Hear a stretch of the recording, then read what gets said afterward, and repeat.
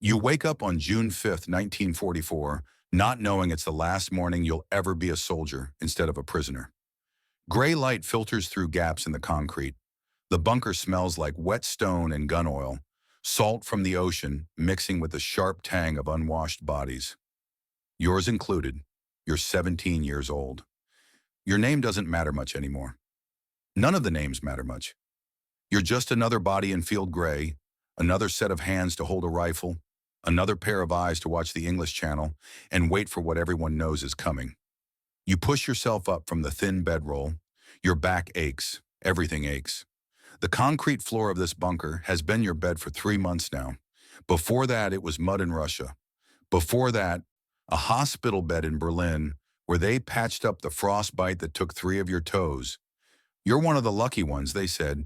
You get to recover on the Atlantic coast. Guard duty, easy work, easy. Your stomach clenches. Empty. Has been for 3 days now. The supply trucks haven't come again. You heard the Osthupen, those poor bastards from Georgia and Ukraine who got pressed into service? They haven't eaten in 5 days. At least you're German. At least you get some preference. Not that it feels like much of a privilege when your last meal was a piece of stale bread and some coffee that tasted like dirt. Outside the bunker, the morning is quiet. Too quiet. That's the thing about June 5th, 1944. The waiting has become almost unbearable. The tension is so thick you could cut it with your bayonet. You walk to the embrasure, the narrow opening in the concrete that faces the sea. Your MG-42 machine gun sits there, cleaned and oiled. You've cleaned it so many times you could do it blindfolded. There's not much else to do. Guard duty, training, cards, sleep, repeat. The beach stretches out below your position. Sand obstacles everywhere. Stakes and tripods and barbed wire. Mines scattered like deadly seeds. Rommelspargel, they call those angled poles sticking out of the ground like broken teeth. The field marshal spent months installing all of this, making the beaches into a nightmare of metal and explosives. Will it be enough? You don't know. Nobody knows. But the joke makes its rounds anyway. You heard Mueller tell it yesterday. If you see a black plane, it's British. If you see a white plane, it's American. If you see nothing at all, it's the Luftwaffe. You didn't laugh. Neither did anyone else. The joke stopped being funny somewhere around the third telling. Now it's just true. The German Air Force is gone, fighting in the East, fighting everywhere except here. Which means if the invasion comes, you're on your own. Your throat is dry. You left your canteen back in the sleeping area. Water is rationed. Everything is rationed. The Atlantic Wall, they call this place. This massive line of defenses stretching from Norway to Spain. Thousands of bunkers, millions of mines. The pride of the Third Reich. From inside, it feels like a prison. You lean against the concrete. It's cold. Always cold. Even in June, these bunkers never warm up. 2 meters of reinforced concrete on all sides. Built to withstand naval bombardment. Built to last 1,000 years. Built to be your tomb, maybe. Stop thinking like that. But you can't help it. The waiting does something to your mind. Twists it. You've been here since March, watching the sea, waiting, knowing it's coming, but not knowing when. Outside, the sea is too quiet. That's what scares you most, the silence before they come. Wider stands Nest 62. That's the official designation of your position. Resistance Nest 62. One of 8 strong points along this stretch of beach. You're part of the 352nd Infantry Division, 12,000 men responsible for defending 40 kilometers of coastline. You've done the math. If the invasion comes, each German soldier will face roughly 13 Allied troops. Those aren't odds, that's execution. The Atlantic Wall sounds impressive on paper. 2,400 kilometers of fortifications, 15,000 bunkers, 6.5 million mines. Rommel himself walked these beaches, pointing at the sea, shouting orders for more obstacles, more concrete, more death. But you've seen the supply reports, the numbers that matter. Your bunker was supposed to have 8,000 rounds for the MG-42. You have 2,000. That's a 70% shortage. The bunker down the coast ran out of artillery shells last week. They've been filling dummy positions with painted logs, hoping the Allies won't notice. The Americans and British have been sending reconnaissance planes for months. Fast little aircraft that zip in and out before you can track them with your sights. They know where you are. They know how many guns you have. They probably know how many rounds of ammunition you have left, which isn't many.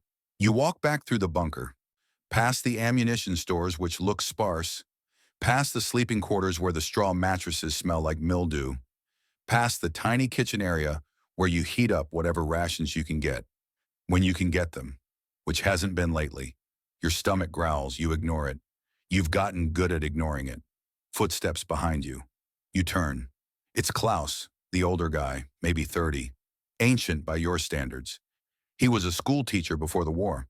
Now he's here, same as you, same gray uniform, same haunted look in his eyes. Anything? You shake your head. Just water. He moves to the other embrasure, peers out. The sea is choppy today. Gray waves under gray sky. It rained earlier. The weather has been terrible. Too rough for an invasion, everyone says. They won't come in this. Too dangerous. The seas are too rough. You don't answer. You've heard this before every day for the past month. They won't come yet.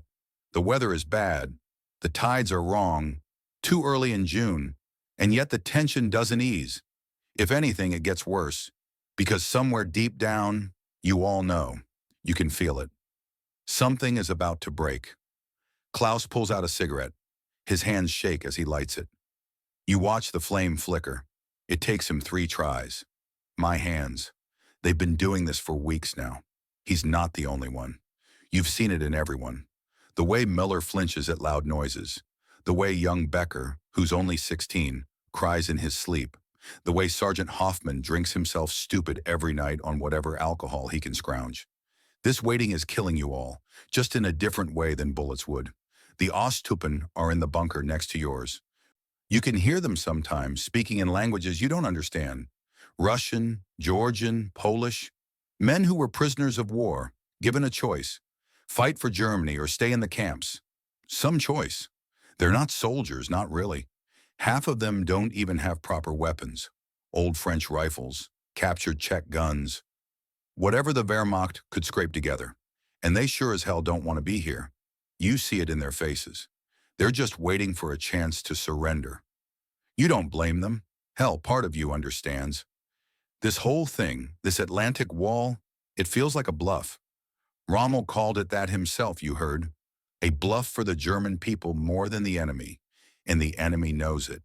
They've sent spies, reconnaissance planes that dodge in and out too fast to shoot down. They know where you are. They know how many guns you have. They probably know you're running on empty. In the main room, 3 other soldiers are playing cards. Miller, Becker, and Hans. They look up as you enter. Anything? Same question Klaus asked. Same question everyone asks. No. They go back to their cards, but nobody's really paying attention to the game. Everyone's just going through the motions, pretending everything is normal, pretending you're not all waiting for the sky to fall. You sit down on a crate. Your feet hurt. The missing toes throb in the phantom way they do when it's damp, which is always. This close to the ocean, everything is damp. I'm hungry, young Becker says it quietly. Nobody answers. What is there to say? Miller throws down a card. Supply truck should have been here yesterday. Should have been here 3 days ago. Hans corrects him. His voice flat. Probably got bombed, or the roads are out, or they're saving supplies for the real soldiers inland. Nobody argues. You're probably right. The static divisions here on the coast, you're not exactly priority. The good equipment goes to the panzers. The good soldiers go to the east. What's left gets sent here. Old men, boys, walking wounded, foreign conscripts who don't even speak German. This is what's supposed to stop the greatest invasion in history. You almost laugh, but it's not funny. It's just sad. Last week, Rommel was here. You remember watching him walk along the beach, his distinctive silhouette against the gray sky. The Desert Fox himself, legendary commander of the Africa Corps, now tasked with defending Fortress Europe. He moved quickly, pointing at obstacles, at the water, at the bunkers, shouting the same word over and over. Mehr, more obstacles in the water, more mines on the beach, more concrete, More steel, more death. You watched him from your position, saw the urgency in his movements, the frustration in his gestures. He knew. He understood what was coming better than anyone. You heard him say it to an officer, words that filtered down through the ranks like poison. Gentlemen, the war will be won or lost on these beaches. We must stop them at the water's edge, or we've already lost. But Rommel also knew the truth. The Atlantic Wall wasn't finished. It would never be finished. He'd asked for 517,000 beach obstacles. The engineers had installed 31,000. He'd asked for millions more mines. The supply trains couldn't deliver them. Every day, he demanded more, and every day the gap between what was needed and what existed grew wider. Then he left, went back to Germany for his wife's birthday. Can you imagine? The invasion everyone knows is coming any day now, and the field marshal goes home for a birthday party. The absurdity would be funny if it wasn't so terrifying. And Field Marshal von Rundstedt, the overall commander, he's somewhere inland, playing it safe, keeping the panzer divisions back from the coast. 100 kilometers back, maybe more. He thinks the real invasion will come at Calais, not here. So the panzers wait. 21st Panzer Division, 146 tanks, sitting idle while you stare at the sea and count your dwindling ammunition. You've done the math on that too. Even if the order came right now, even if von Rundstedt released the panzers this instant, it would take them 6 hours to reach the coast. 6 hours minimum, and that's assuming they could move during daylight, which they can't, because Allied aircraft own the sky. They'd have to wait for darkness, move at night, arrive exhausted and scattered, if they arrived at all. So here you are, 17 years old, missing 3 toes from your right foot, haven't eaten in 3 days. Your commanders are gone. The Luftwaffe is gone. The panzers are too far away to matter. And somewhere across that channel, you know they're coming. You just don't know when. A noise makes you look up. Muller has found something in his pocket, a piece of paper, folded and refolded until it's soft as cloth. He smooths it out on the crate. Look at this. You lean closer. It's a letter, or a part of one. The ink faded and smudged. The handwriting is cramped, hurried. Where'd you get that? Found it in the sleeping quarters. Must have belonged to the guy who was here before, the one who died in the bombing last month. What's it say? Muller reads aloud, his voice dropping lower. If you're reading this, I'm gone. Don't believe them. The wall can't hold. They know it. We know it. Run when you can. Silence settles over the group. Becker's face has gone pale. Burn it.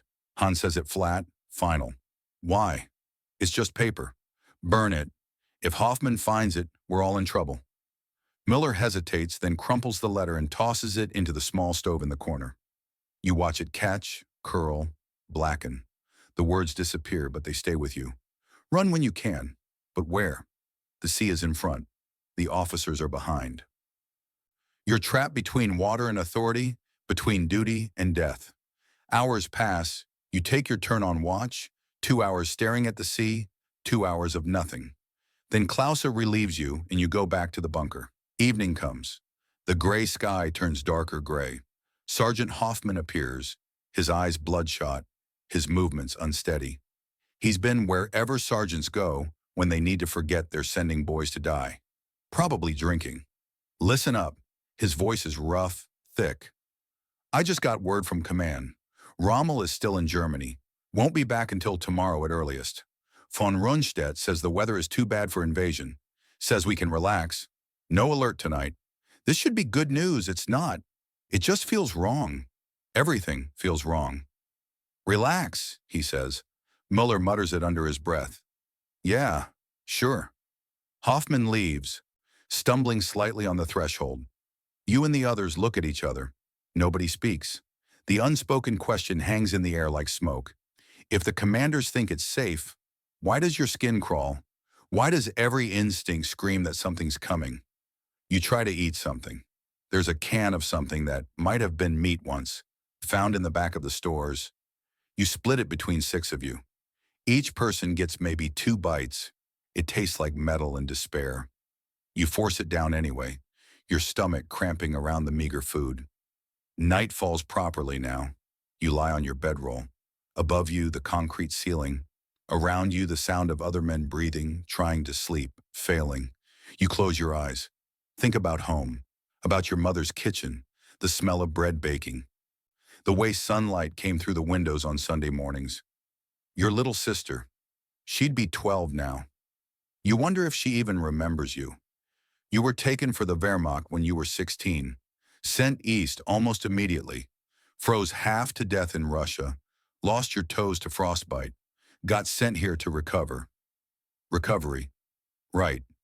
More like waiting to die, except slower. You're drifting off when you hear it.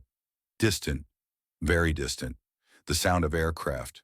Your eyes snap open. You listen, heart pounding. There it is again. Engines. Lots of them. You sit up. Around you, others are doing the same. In the darkness of the bunker, you can hear breathing quicken, hear the rustle of bodies moving, preparing. What is that? Becker whispers it, his voice cracking. Nobody answers. The sound grows louder, closer. Not just one plane, not two, dozens, hundreds. Your hands start to shake. This is it. This is really it. Klaus appears in the doorway, flashlight in hand. His face is pale, drawn. Everyone up. Now, to your positions. You grab your rifle. Your hands are shaking too now, just like Klaus's when he lit that cigarette. You run to your MG-42, look out through the embrasure. The sky to the north is full of planes. Full of them. Black shapes against the clouds. More than you've ever seen in your life. Bombers, transport planes, a river of metal flowing overhead. Oh God. Someone says it behind you. You don't know who. The first explosions light up the night, miles away but getting closer. And then you hear it, a sound that makes your blood freeze. Distant screams as paratroopers jump into the darkness. Hundreds of them, thousands maybe, filling the sky with silk and terror.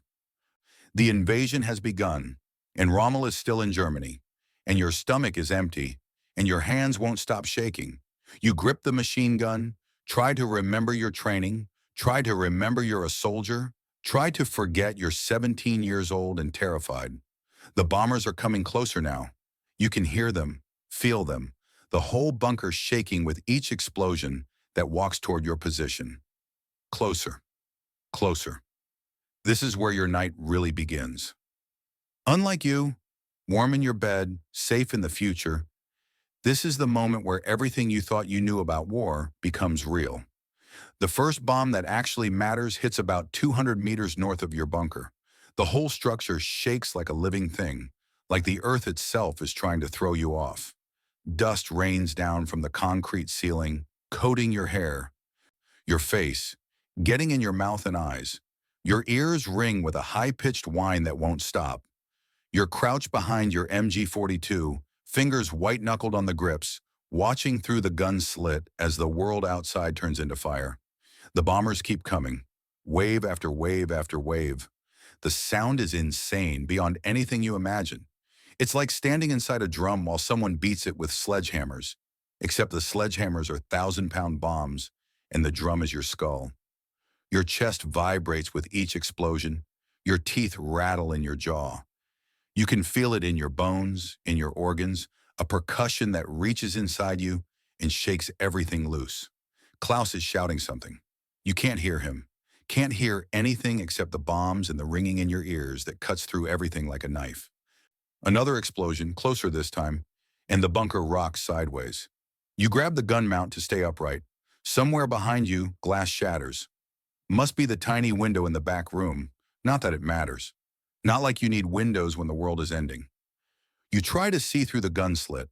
Smoke, fire, darkness lit by orange flashes. The beach obstacles are silhouetted against the flames, and even as you watch, some of them just disappear, erased by the bombing like chalk on a blackboard. Months of work, thousands of stakes and mines and barbed wire, and the bombers are erasing it all. Rommel's Atlantic Wall, the fortress that would save Europe, being dismantled by men you can't even see, flying 3,000 meters above your head. Your hands shake on the gun. Stop shaking, they won't stop. 17 years old and you're discovering what terror actually feels like. It's not like the movies. It's not dramatic. It's just your body betraying you, hands shaking, bladder threatening to let go, heart hammering so hard you think it might break through your ribs. Your training didn't prepare you for this. Nothing could prepare you for this. A hand grabs your shoulder. You spin around, almost scream. It's Sergeant Hoffman. His mouth is moving, but you can't hear him. He points back, away from the gun, pulling you away from the embrasure. Smart. If a bomb hits close enough, the pressure wave could come right through that narrow opening, turn your insides to jelly without leaving a mark on your skin. You stumble back into the main room. Everyone's there. Miller, Hans, Becker. The kid is crying, not making sound, just tears running down his face while he stares at nothing. Klaus has his hands over his ears, eyes squeezed shut, trying to block it all out. But you can't block out bombs. They reach through everything, find you wherever you hide. The bunker shakes again, and again, and again. The ceiling is solid concrete, 2 meters thick, but it feels like it's going to cave in any second. You've heard stories about bunkers taking direct hits, the people inside just vanishing, compressed into paste by the force. Is that what's coming? Are you about to be erased from existence, reduced to nothing but a red smear on concrete? How long does this last? You don't know. Time stops meaning anything when you're waiting to die. Could be 5 minutes, could be 5 hours. The bombing blends together into one continuous roar of destruction. Between explosions, you hear something else. Gunfire in the distance. Machine guns, rifles, the other bunkers shooting at something. At the paratroopers, you realize they're landing. While the bombers tear up the beaches, the paratroopers are coming down behind you, cutting you off, surrounding you. Hoffman is at the radio now, or trying to be. The thing is dead. No lights, no static, nothing. Battery must have shaken loose, or the vibrations broke something inside. He's cursing, slamming his fist against the metal case. But the radio stays silent. You're cut off. No communication with command, no reinforcements, no orders. Just you in this bunker and the bombs that keep falling. Another explosion, and the lights flicker, dim, threaten to die. Then they come back, weak and yellow, barely illuminating the dust-choked air. You can taste the concrete dust now, coating your tongue, mixing with the copper taste of blood. You bit your tongue at some point and didn't even notice. Positions! Hoffman shouts it, and somehow you hear him through the ringing. His face is red, veins standing out on his neck. Everyone to positions. They're landing. Who's landing? The bombers are still overhead. You can hear them, feel them. But then you understand. Through the embrasure, in the brief moments between explosions, you see them. Shapes floating down from the sky like dark flowers blooming. Parachutes, dozens of them. Hundreds. Paratroopers landing in the fields behind your position. In the hedgerows. Maybe in the flooded areas where they'll drown in 4 feet of water weighted down by their equipment. But some will make it. Some always make it. You're back at your gun, trying to see, trying to track targets through the smoke and darkness. The bombing is less intense now, more scattered, but it hasn't stopped. Between the explosions, you catch glimpses of movement, shapes running low across the beach, maybe 50 meters out. Your finger finds the trigger, your training taking over even as your mind screams.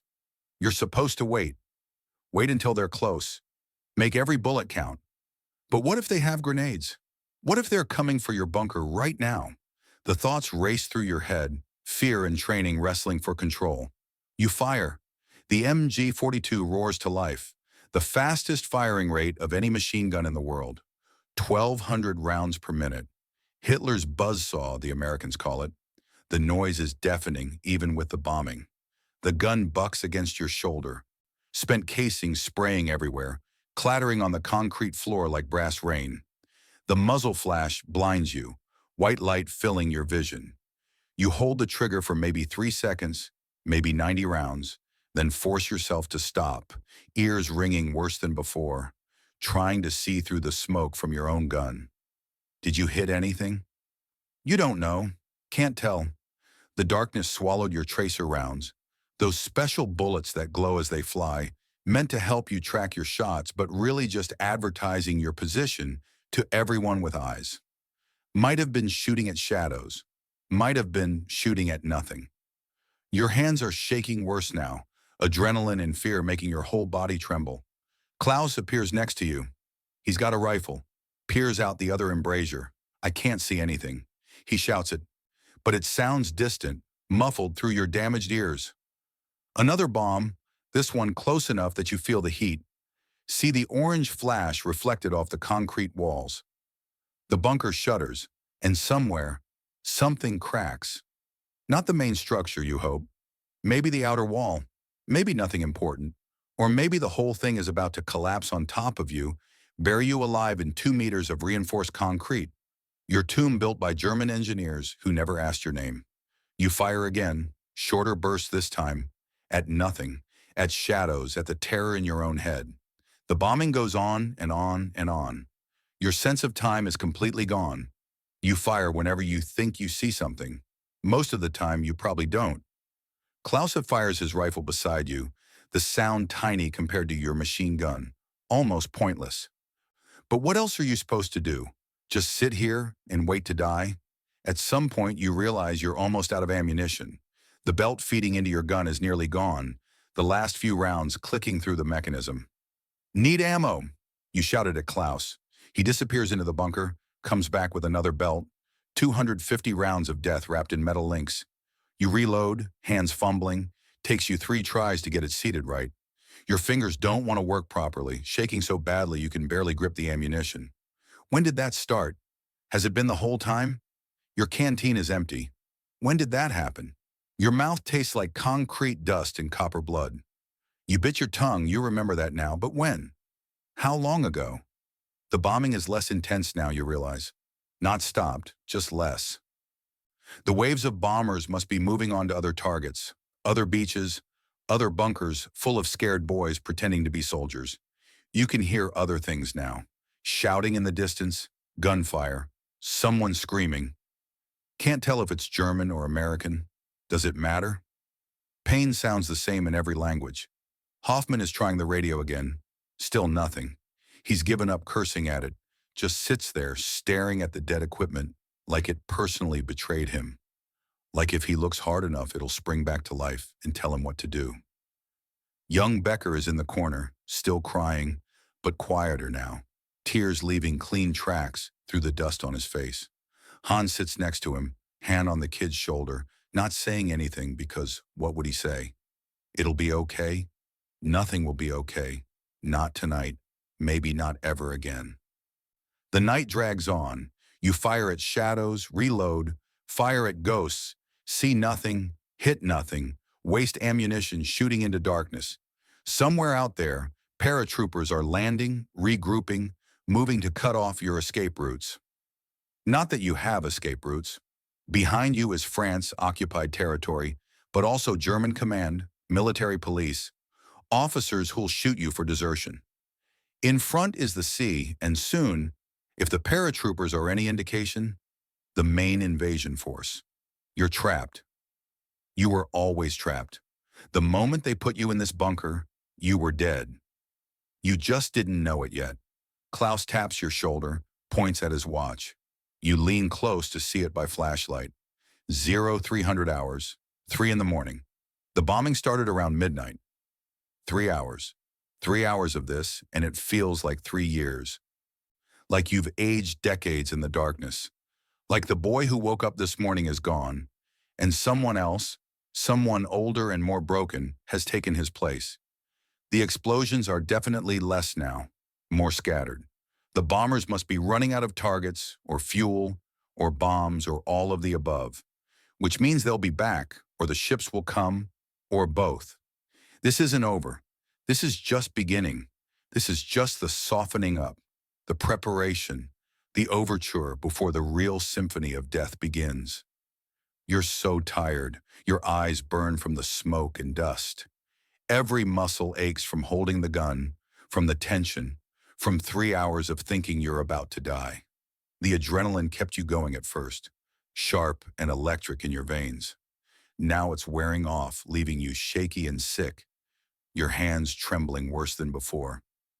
Your stomach churning with hunger and fear in equal measure. I need to piss. Klaus says it beside you, Almost makes you laugh because, yes, you do too. Have for a while now. Your body insisting on normal functions, even while the world ends around you. Go. He disappears toward the back. You're alone at the gun now. The bunker is quieter between the bombs. You can hear the ocean, waves hitting the beach, normal and peaceful, like this isn't happening. Like it's just another night in June, just another shift on guard duty, just another moment in a life that isn't about to end. Movement outside catches your eye. This time you're pretty sure it's real. Figures running low and fast, heading inland, moving with purpose. Paratroopers. You track them with your gun, but they're already past your firing arc, gone into the darkness behind the dunes. How many made it down? How many are out there right now, moving through the hedgerows, capturing crossroads, cutting communications? You have no idea, nobody does. That's the worst part, the not knowing. You're blind, deaf, cut off. For all you know, the entire invasion force is landing right now, and nobody told you. Klaus comes back, looks marginally better. Emptying your bladder does wonders for morale, apparently. Your turn. You head to the back of the bunker. The toilet is just a hole in the floor with a bucket. It smells exactly like you'd expect. But right now you don't care. You piss, watch the stream, notice it's dark brown.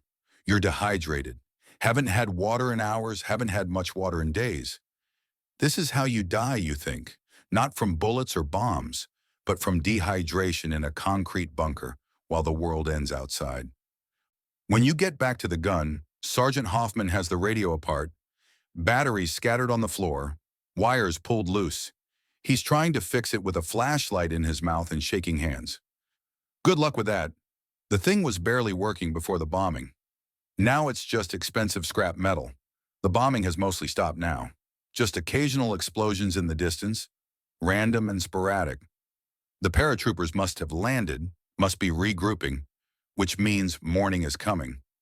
And with morning comes the real invasion, the one you've been waiting for, the one that's going to decide whether you live another day or die on this beach defending a wall that can't be defended. You sit down next to your gun, just for a minute. Rest your eyes for just 1 minute. Your body is shutting down whether you want it to or not. Exhaustion crashing over you like the waves on the beach below. Klaus shakes you awake. You jerk upright, heart pounding, confused. How long were you out? Seconds? Minutes? You've lost all sense of time. Look, he points out the embrasure. The sky's getting lighter, the eastern horizon turning from black to gray. Dawn, June 6, 1944. D-Day, though you don't know that yet. Right now it's just another sunrise. Just another morning, except this one brings the end of everything. You can see the beach now, sort of, through the smoke and dust. The obstacles are torn up, huge craters everywhere. Some of the mines must have been set off by the bombing, sympathetic detonations from nearby explosions. There are bodies on the beach too. You can see them now. Not many, maybe a dozen. Paratroopers who landed short, landed in the water or on the obstacles, dead before they hit the ground. But how many made it inland? That's the question nobody can answer. You watch the sea, gray water, gray sky, gray smoke. Everything is shades of gray, like color has been bombed out of existence along with everything else. And then you see it. At first you think you're hallucinating, exhaustion playing tricks on your mind. But no, it's real. Ships, not one ship, not two. The entire horizon is ships, destroyers, battleships, transport vessels, landing craft. Thousands of them, stretching as far as you can see in both directions, north and south, a wall of steel that makes your Atlantic wall look like a child's sandcastle. An invasion fleet so massive it defies comprehension, turning the English Channel into a parking lot of military might. Klaus sees them too. He makes a sound, not quite a word, just a noise of pure shock, of understanding, of terrible clarity. Gott im Himmel, God in heaven. Muller whispers it from behind you, his voice cracking. Everyone's at the embrasures now, staring, mouths open.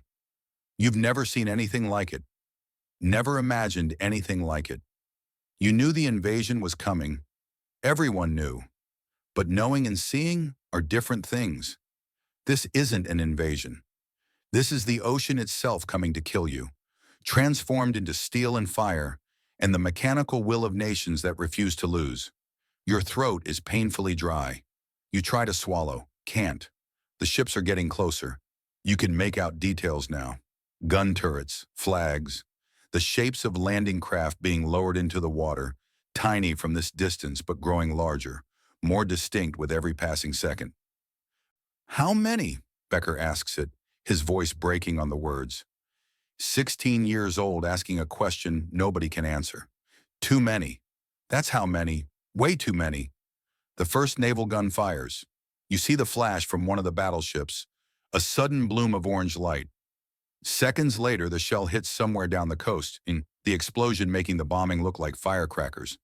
Then another gun fires, and another. Within seconds, the entire fleet is firing, hundreds of guns all at once, shells screaming overhead, impacting along the beach and inland, walking fire across the landscape like the footsteps of angry gods. The bunker shakes worse than during the bombing. The world shakes. This is it. This is really it. You look at Klaus. He looks back. His face is white, drawn tight with fear that matches your own. The wall was lost. He says it quietly, barely audible over the shelling. He's right. You both know it. Everyone knows it. All those months of preparation, all those obstacles in mines and bunkers, all of Rommel's work, all of it means nothing. Not against this. Not against an invasion force so massive it turns the horizon into steel. You grip your machine gun because what else can you do? The ships keep firing. The shells walk up and down the coast, methodical, efficient, trying to destroy every defensive position before the landing craft reach the shore. One hits close enough that shrapnel pings off the bunker's exterior, the sound like hail on a tin roof, like death knocking politely before it kicks down the door. And then, through the smoke and fire, through the impossible noise, you see them. Landing craft. Dozens of them, hundreds maybe, coming straight at your beach, each one full of soldiers coming to kill you. This is where your night really ends and your morning begins. This is where you discover whether you're actually a soldier or just a terrified kid who wants his mother. Not like your warm bed right now.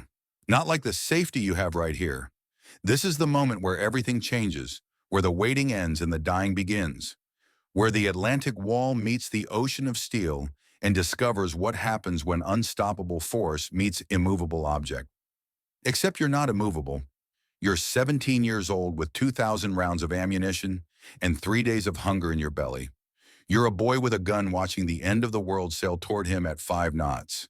And in a few minutes, maybe less, those landing craft ramps are going to drop and men are going to pour out into the surf and you're going to have to kill them, or they're going to kill you. The light grows stronger, the ships grow closer, your hands find the gun grips again, fingers settling into the familiar grooves worn smooth by repeated use. Hoffman is screaming orders you can barely hear over the bombardment. Wait until they are on the beach. Wait, make every shot count. Your heart hammers in your chest. This is what you trained for. This is what all those months of waiting were about. But training didn't prepare you for the scale, for the terror, for the certainty that you're about to die. Training taught you how to work the gun, how to change barrels, how to clear jams. It didn't teach you how to watch an ocean full of ships sailing toward you with the specific purpose of your destruction. The landing craft get closer, closer, any second now. The ramps are going to drop, the men are going to come out, and you're going to find out who you really are. The bunker shakes, the shells scream overhead, the world is ending in noise and fire, and the gray morning light of June 6, 1944. And you are still alive to see it. The first ramp drops at 0630 hours. You see it through your gun sights, about 300 meters out. The front of the landing craft splashes down into the surf, metal grinding on sand and rock. Men pour out, and even from this distance, you can tell they're Americans by the helmet shape, different from British, distinctive, and wrong, and about to die. They're wading through chest-deep water, weighted down with gear, rifles held high, moving slow, too slow.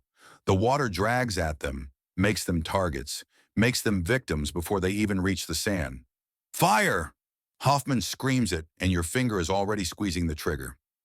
The MG-42 comes alive, that distinctive sound that earned it the name Hitler's buzzsaw, 1,200 rounds per minute tearing through the dawn air.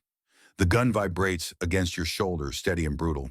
Spent shells spray across the concrete floor in a brass waterfall, bouncing and rolling, already ankle deep around your position. Through the gun sights, you see men fall. Just drop. 1 second they're wading toward you, and the next second they're gone. Swallowed by the surf, pulled under by their equipment and the weight of their own mortality. You did that. You.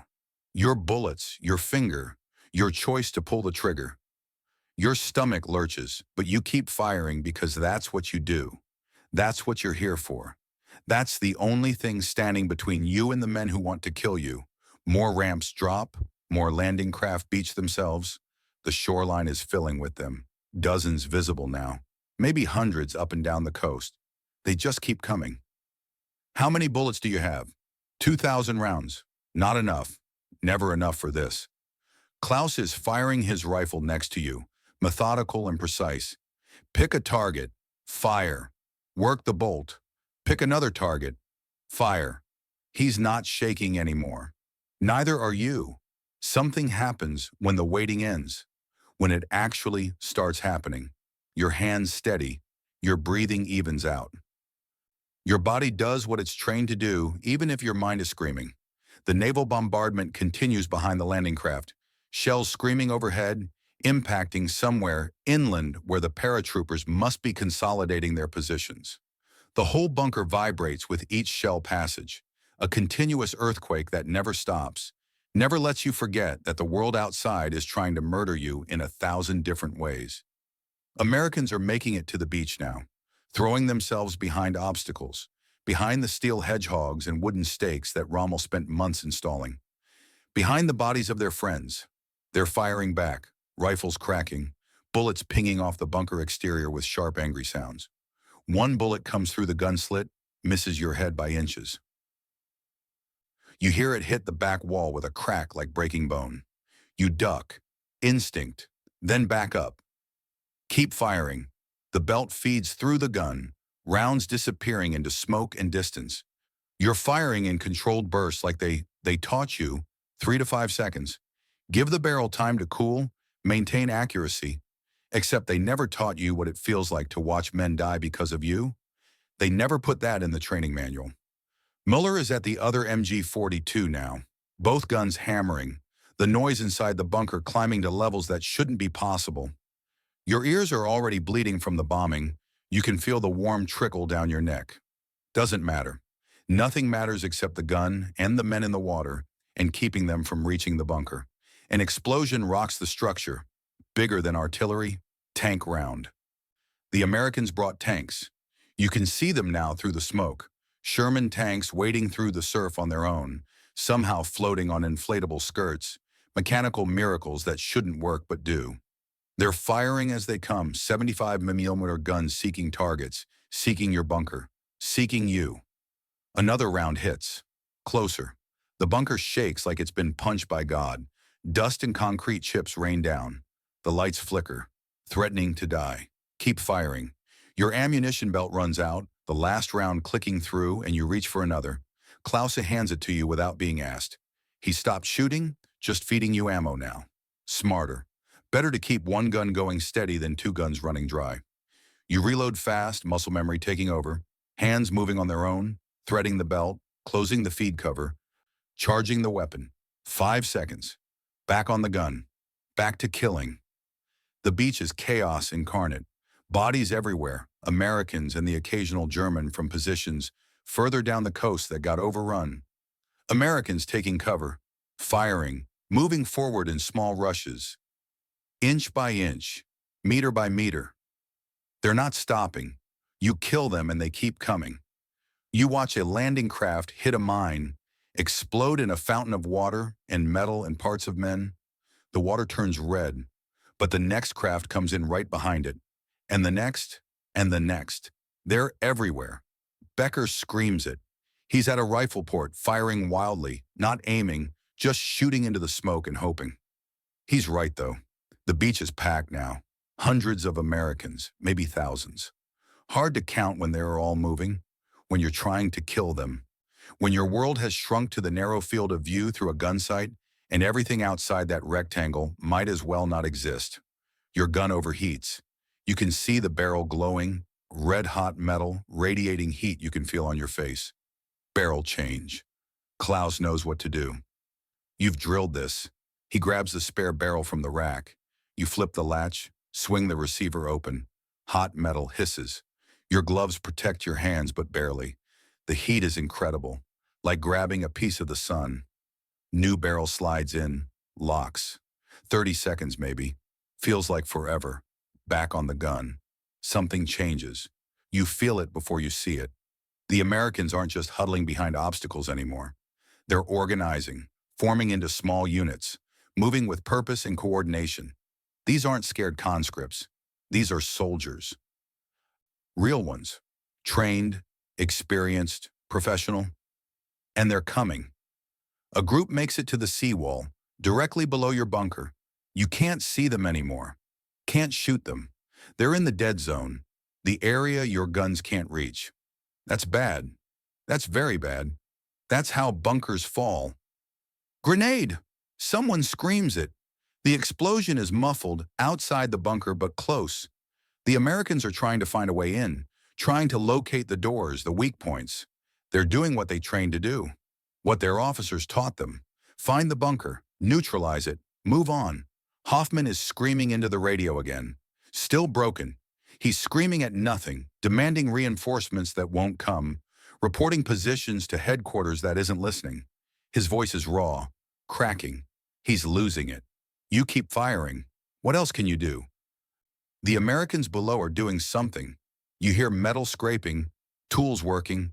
They're trying to get at the gun ports, trying to block them or blow them open. You hear voices, English words you don't understand. Commands being shouted, fire blooms through the embrasure, a flamethrower. Liquid fire spraying into the bunker, splashing against the far wall, against the ceiling. Napalm, jellied gasoline that sticks to everything it touches and burns at temperatures that melt steel. You throw yourself backward, away from the gun, away from the opening. The heat is incredible, beyond anything you felt. The smell of burning fuel, chemical and choking, fills the bunker. Klaus is screaming. His jacket is on fire, flames eating up the sleeve, reaching for his face. You tackle him, roll him on the concrete floor. Beat at the flames with your bare hands. The gloves protect you, but you can feel the heat through them. He's thrashing, screaming words that aren't words anymore, just animal sounds of pain and terror. The fire goes out. His jacket is ruined, smoking. His face is blistered, red, already swelling like someone inflated it from the inside. But he's alive, breathing, making sounds. Water. He gasps it. You grab a canteen, maybe 2 sips left in the bottom. You give it all to him. He drinks, coughs, his hands shaking again. Worse than before. The burns will scar, if he lives long enough for scars to matter. Back to the gun. The flamethrower has stopped, but they'll try again. You know they will. You've seen what Americans do to bunkers. They don't give up. They don't retreat. They just keep coming until the bunker is rubble or they're inside or everyone's dead. Miller's gun stops, jammed. He's cursing, yanking at the bolt, but it won't move. Bent casing lodged in the chamber maybe, or the heat warped something. Just your gun now. One gun against an invasion. You fire controlled bursts, trying to make the ammunition last. Can't waste rounds. Can't overheat the barrel again. On the beach, Americans are bringing up more equipment. Long pipes, Bangalore torpedoes, tubes packed with explosives designed to blow gaps in barbed wire and obstacles. Your bullets can't stop that. You can kill men, but you can't kill metal pipes. Another tank round hits. This one punches through the outer wall, doesn't penetrate the bunker completely, but the impact makes your teeth hurt, makes your vision blur. They're targeting your gun position specifically. The muzzle flash gives you away every time you fire. But if you don't fire, the Americans will overrun you in minutes. No good choices, Never any good choices. You fire. The Bangalore detonates, a massive explosion that makes your ears ring in a new frequency. A section of barbed wire just disappears, gone, erased. Americans pour through the gap. Closer now, much closer. You can see their faces through the smoke. Young faces, scared faces, determined faces. Just like you. You fire. They fall. More come. We have to fall back. Hans shouts it, his voice high and panicked. We have to get out of here. Hoffman rounds on him, face purple with rage or fear or both. Fall back where? This is our position. We hold. We're going to die here. Then we die. Those are our orders. You keep firing. Let them argue. Doesn't change anything. Doesn't change the Americans coming closer. Doesn't change the ammunition running low. Doesn't change the fact that you're 17 years old and watching the last minutes of your life tick away in tracer rounds and explosions. A white phosphorus grenade comes through the gun port. You see it, and time does that thing where it slows down, where everything becomes crystal clear. The grenade hits the floor, bounces once, rolls toward the center of the bunker. White phosphorus. Willie Pete. The stuff nightmares are made of. Burns at 5,000 degrees, burns through metal, burns through bone. Can't be extinguished with water. Phosphorus. You scream it and everyone runs, scrambling back as far as you can get in a bunker that's only 10 meters across. The grenade detonates, white smoke everywhere. Billowing, filling the space. Burning pieces scatter, land on the floor, on equipment, on flesh. Becker is hit. A piece the size of your thumb lands on his shoulder, burns through his uniform instantly, into his skin, into the muscle underneath. He's screaming, screaming like nothing you've ever heard, a sound that doesn't seem like it could come from a human throat. Pure agony given voice. You grab him, try to brush it off. Can't. The phosphorus sticks, burns, won't stop burning. That's what it does. That's what it's designed to do. Klaus tries to smother it with cloth. Doesn't work. The chemical burns through everything, unstoppable, relentless, eating Becker alive while he screams and screams and screams. No, no, no, no. You grab your knife. You know what has to be done. You've heard about white phosphorus. It burns until there's nothing left to burn. The only way to stop it is to cut it out. Remove the fuel. Save what you can. You hold Becker down. He's thrashing, strong for a kid, terror giving him strength. Klaus grabs his other arm. Muller holds his legs. 16 years old and 3 grown men have to restrain him while you do what comes next. You cut. Fast. Deep. Carve out the burning chunk of flesh like you're butchering meat, which you are, which is exactly what this is. Becker's screams hit a pitch you didn't know humans could reach. The knife goes through skin, through fat, through muscle. Blood everywhere, hot and red and wrong. You're crying. You don't remember when that started, but tears are running down your face, mixing with the concrete dust and the smoke. The phosphorus chunk falls to the floor, still burning, still smoking. A piece of Becker's shoulder, meat and skin, and the chemical that's destroying it. Becker passes out, shock taking him somewhere. His mind doesn't have to process what just happened. Blood pours from the wound, so much blood. You rip off part of your shirt, press it to the hole in his shoulder. Try to stop the bleeding. Your hands are covered in his blood. 16 years old. This is what you've been reduced to. Butchering children to save them from burning alive. An explosion rocks the bunker. Bigger than artillery. Bigger than tank rounds. The door. They're breaching the door. Shaped charges, you realize. Explosives designed specifically to blow through reinforced barriers. They're coming in. Hoffman grabs his rifle. Get ready. You drop Becker. Klaus stays with him, pressing the bloody cloth to the wound. You grab your rifle. Your hands slippery with blood. The machine gun is still in position, but you can't get to it. Americans are coming through the front. The metal door buckles. Once. Twice. On the third hit, it blows inward. Hinges torn from concrete. The whole thing crashing down in a screech of tortured metal. Smoke pours through, thick and black. Fire. Shapes moving in the smoke. You fire. Hoffman fires. Miller fires. The Americans fire back. Muzzle flashes in the smoke like lightning. Bullets everywhere ricocheting off concrete with whining sparks. The sound is deafening, beyond deafening, operating in frequencies that destroy eardrums and sanity in equal measure. Hans goes down, shot in the chest. He drops without a sound, hits the floor hard, doesn't move, doesn't breathe, just stops being a person and becomes a body. That fast, that final. An American appears in the doorway, rifle raised. You shoot him. He falls backward. Another one pushes forward. Hoffman shoots, misses. The American throws something. Grenade! Of course it's a grenade. You dive, everyone dives. The explosion in the enclosed space is catastrophic. The shock wave bouncing off walls, amplifying, turning the bunker into a bell and you into the clapper. Your ears pop, your head rings. Can't hear, can't think. Just ringing, high-pitched and endless. You look up. Hoffman is down. Half his face is gone. Just gone, replaced by red meat and white bone, and things that should be inside a skull, but aren't anymore. His remaining eye stares at nothing.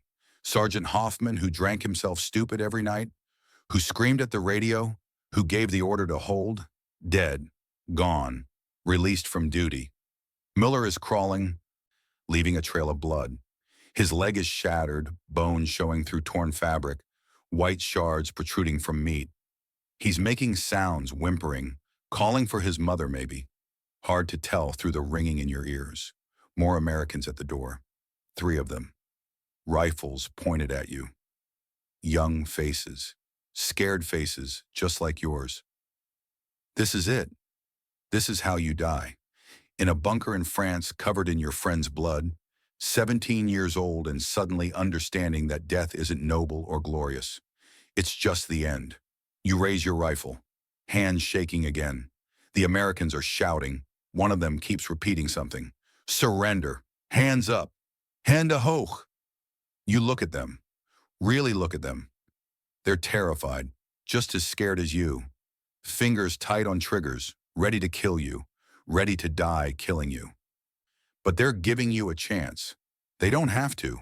They could just shoot, but they're giving you a chance. You look around the bunker.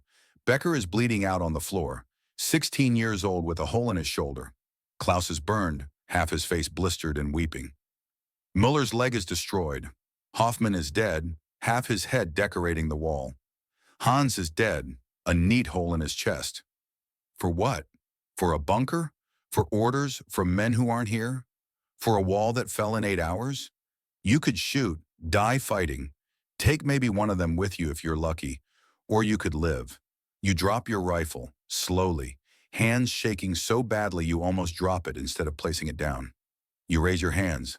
Nicht schießen. Your voice sounds strange, distant through the ringing.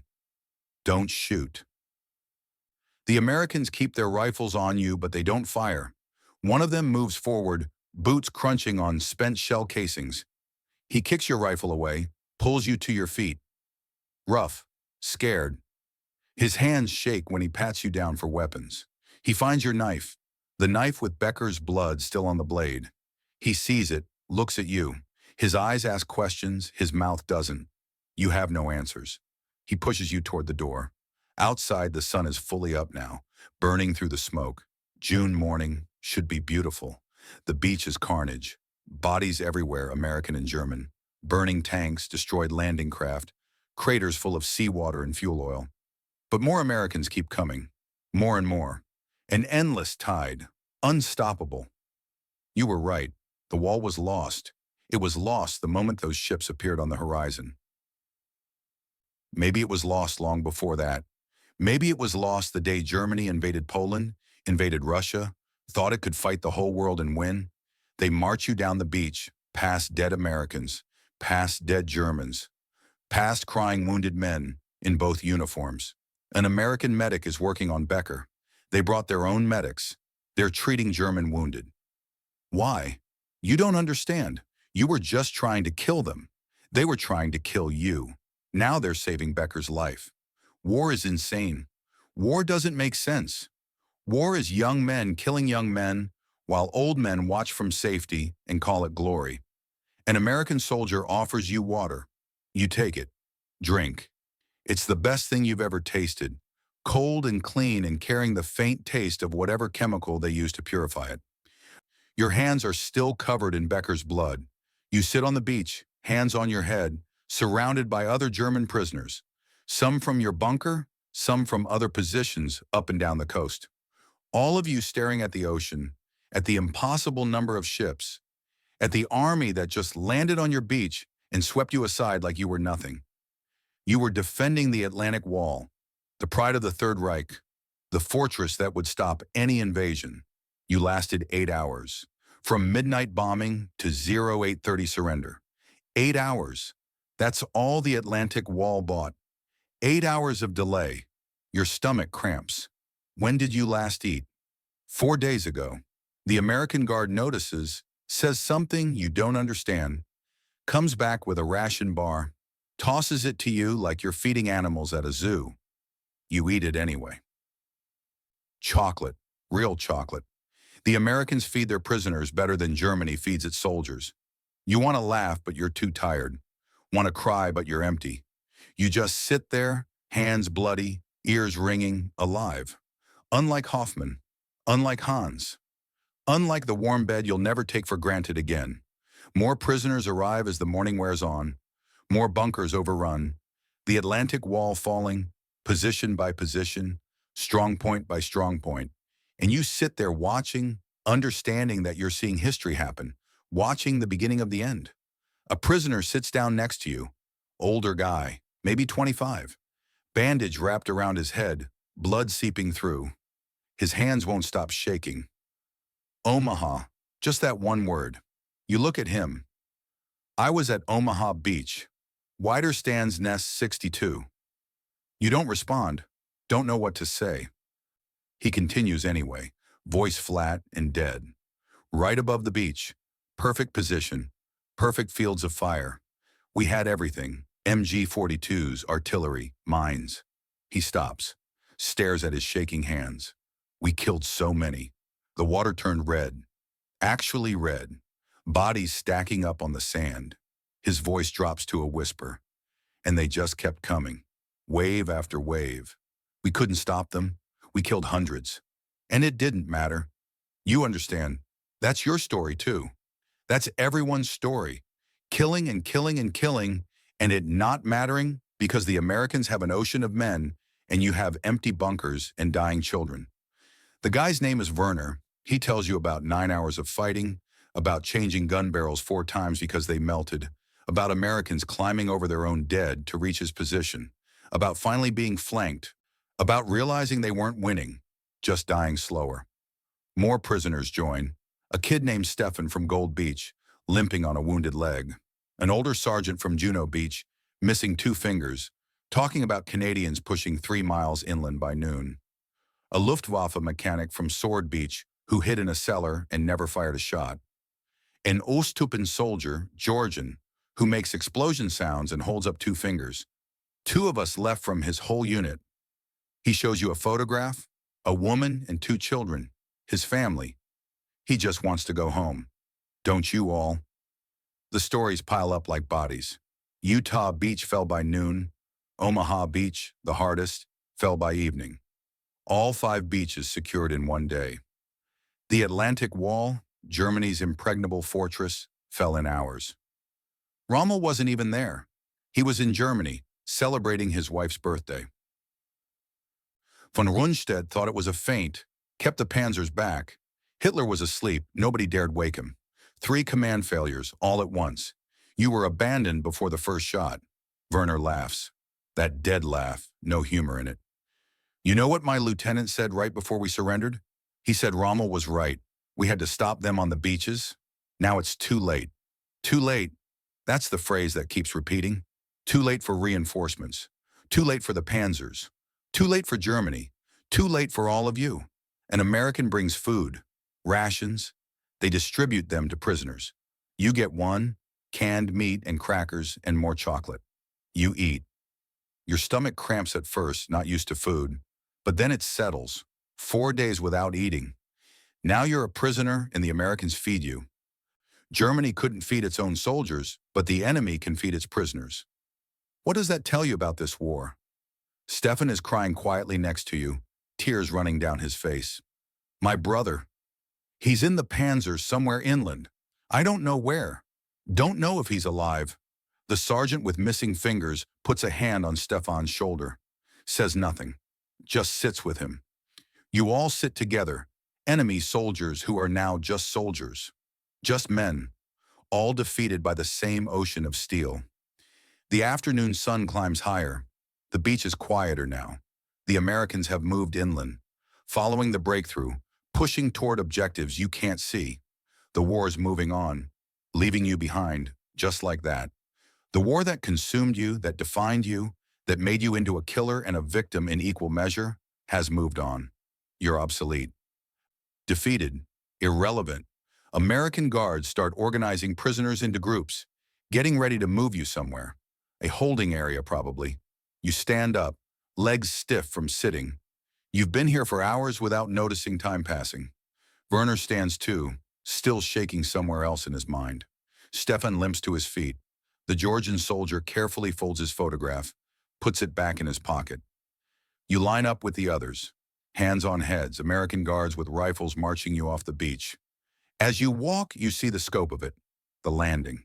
Thousands of vehicles, mountains of supplies, tens of thousands of soldiers, all pouring inland like water from a broken dam. This isn't just an invasion. This is an army. A whole army, and behind it, more ships bringing more. Germany can't stop this. Everyone knows it now.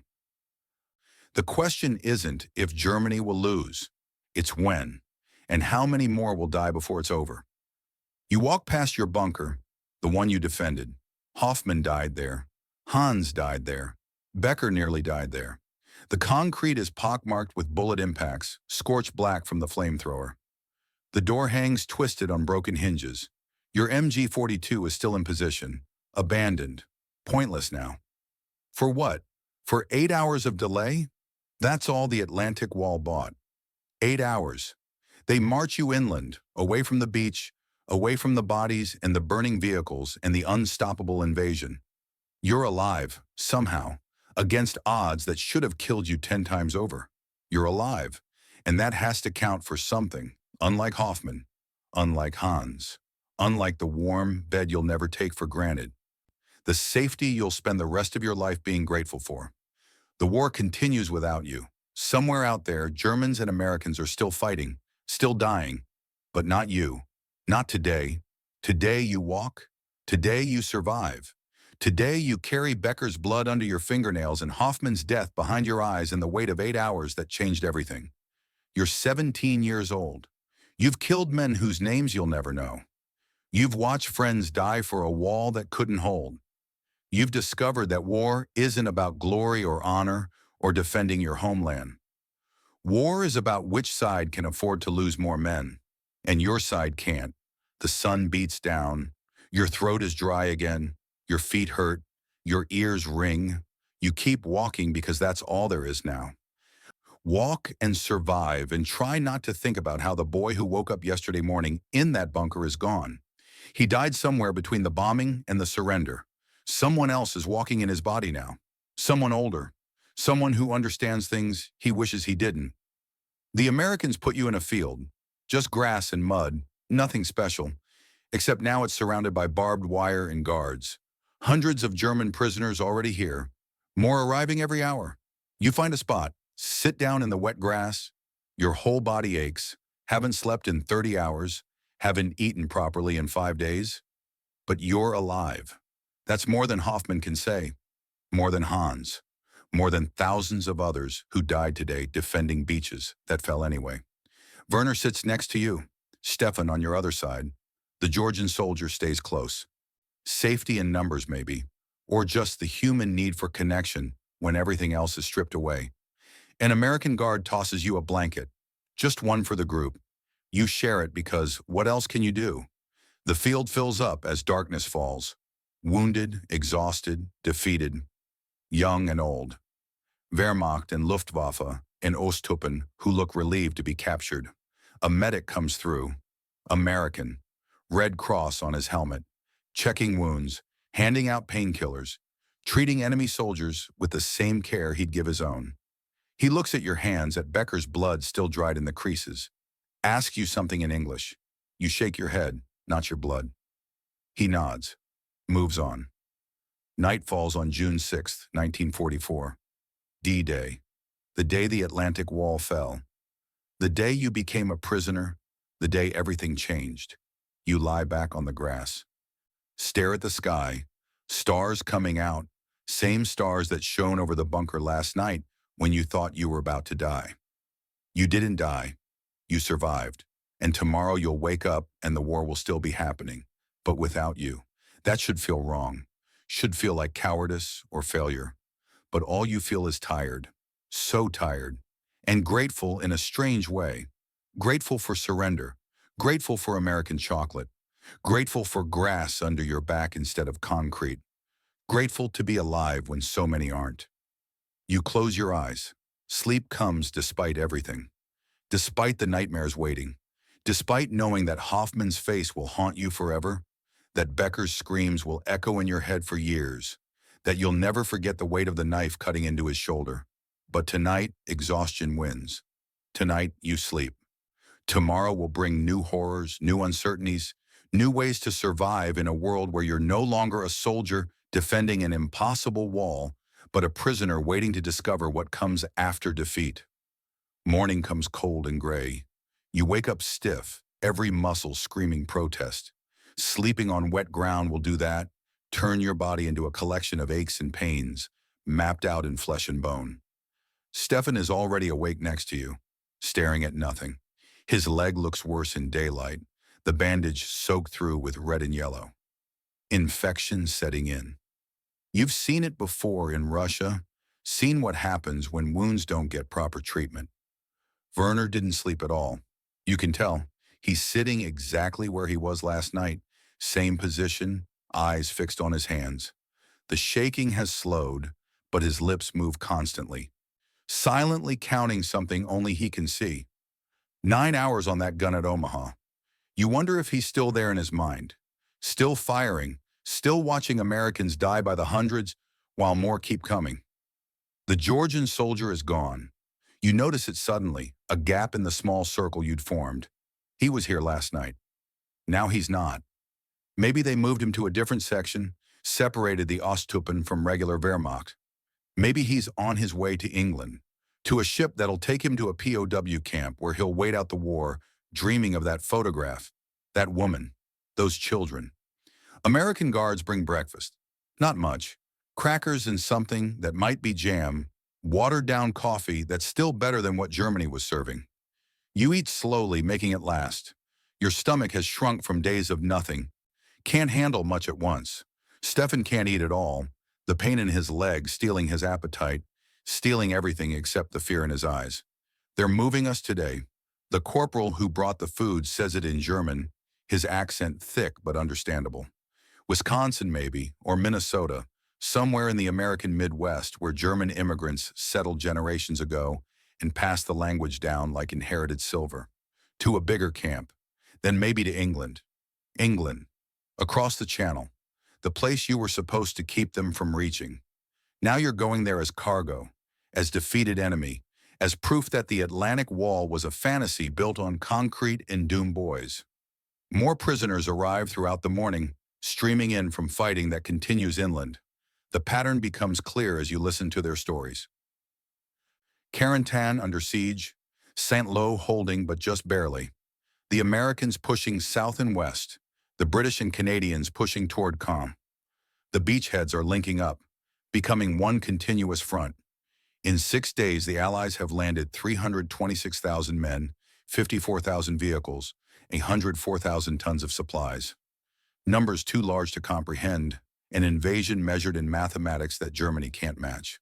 A new prisoner sits down heavily, breathing hard.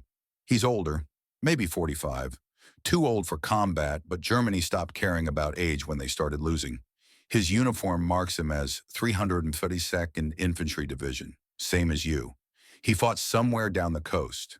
A different strong point, but the same beach, the same impossible odds.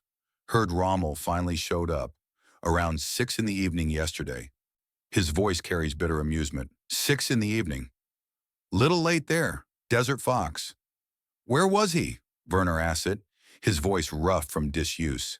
Germany, his wife's birthday party. The words hang in the air like accusation. The field marshal responsible for defending the Atlantic Wall, the man who understood better than anyone that the invasion had to be stopped at the waterline, wasn't even in France when it started. He was eating birthday cake while you were dying on the beaches. What about von Rundstedt? The Panzers? 21st Panzer Division launched a counterattack yesterday afternoon. British stopped them cold. Anti-tank guns, air support. Panzers took heavy losses, pulled back. 12th SS Panzer is moving up now, but the Allies have air superiority. Every time the Panzers move during daylight, planes hit them. They can only travel at night. Too slow, too little, too late. The story of June 6th compressed into 9 words. An American officer walks through the field, stopping at groups of prisoners. He's looking for something, someone who speaks English maybe. The corporal who brought breakfast translates, asks if anyone can help. The prisoners exchange glances. Why should you help them? They already won. But the corporal is polite, says please, offers extra rations for whoever assists. Food is a powerful motivator when you've been starving. A Luftwaffe mechanic raises his hand, admits he speaks some English from before the war. The officer pulls him aside, asks questions about troop positions, defensive lines, minefields. The mechanic answers. Some prisoners frown at this, consider it betrayal. But what secret is worth keeping now? The invasion succeeded. What you tell them or don't tell them won't change anything. Stefan's condition worsens as the day progresses. The leg is definitely infected, red streaks climbing up from the wound. He's developing a fever, skin hot and dry to the touch.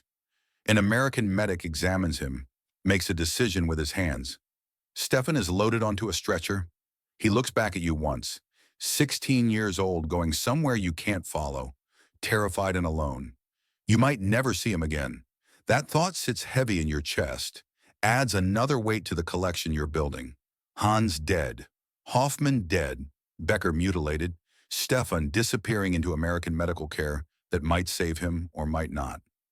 Everyone scattering, the unit that defended Widerstandsnest 62, dissolving into individual particles of suffering. By afternoon, they organize prisoners into columns for transport. Trucks arrive, American-made Chevrolets and GMCs, big vehicles that dwarf anything Germany was producing near the end. 20 men per truck, cramped but better than walking. You climb in with Werner and a dozen others. The truck lurches forward, grinding gears, heading inland. Through gaps in the canvas cover, you watch the countryside roll past. France, occupied for 4 years by Germany, now being liberated by Americans and British and Canadians. The villages you pass are damaged, walls pockmarked with bullet holes, occasional buildings reduced to rubble. But French civilians stand outside their homes watching the trucks pass. Their faces are carefully neutral, not celebrating, but not mourning either. They're waiting to see which way the wind blows before committing to any emotion. One old woman makes eye contact with you through the truck canvas. She holds your gaze for 3 seconds, 4, 5. Not hostile, not friendly, just measuring you. This German soldier in a truck, defeated and heading toward imprisonment. Her expression doesn't change. She turns away and you're just another vehicle passing through her ruined village. The truck stops at a larger facility, more organized than the field camp. Proper barbed wire, guard towers, rows of tents arranged in military precision. This is temporary but functional, a way station for processing prisoners before shipping them to England. You disembark, get processed, give your name and rank and unit. They photograph you, assign you a number. You're not a soldier anymore. Just prisoner 4,281. 4,281 captured Germans. And that's just this camp. There are others up and down the coast, filling with defeated defenders of the Atlantic Wall.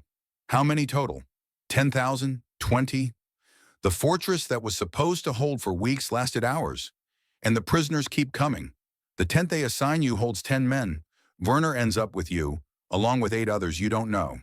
They're from different units, different beaches, but everyone has the same story. Bombed, shelled, overrun. Some lasted 4 hours, some 8.